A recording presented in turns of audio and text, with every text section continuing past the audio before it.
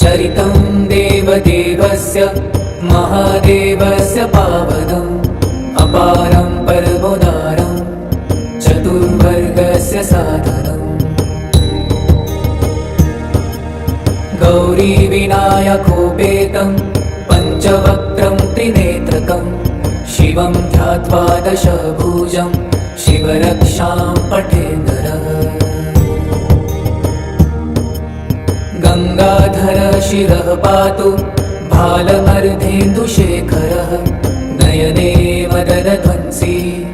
कर्णुसर्पविभूषणः घ्राणं पातु पुरारतिर्मुखं पातु जगत्पतिः जिह्वां वागीश्वरः पातु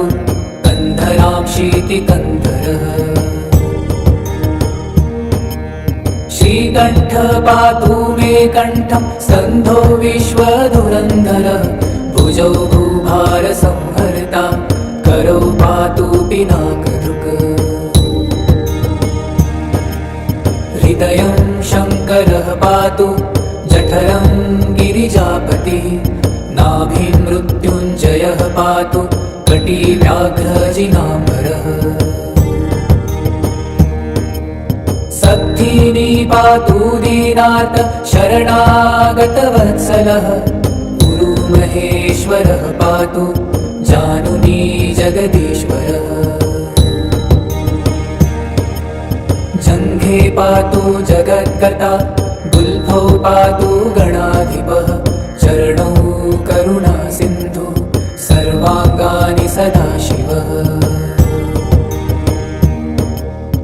एतां शिवबलोपेतां रक्षां यः सुकृतिः पठेत् स भुक्त्वा सकलान् कामान् शिवसायुज्यमाप्नुयात् गृहभूतपिशाचाश्चाद्या स्त्रैलोक्ये विचरन्ति ये दुरात् आशु पलायन्ते शिवनामाभिरक्षणात्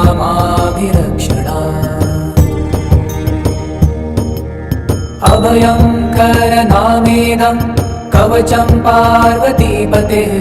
भक्त्या बिभर्ति यः कण्ठे तस्य वश्यं जगन्त्रयम् इमां नारायणः स्वप्ने शिवरक्षां यथा दिशत् प्रातरुत्थाय योगीन्द्रो याज्ञवल्क्यस्तथा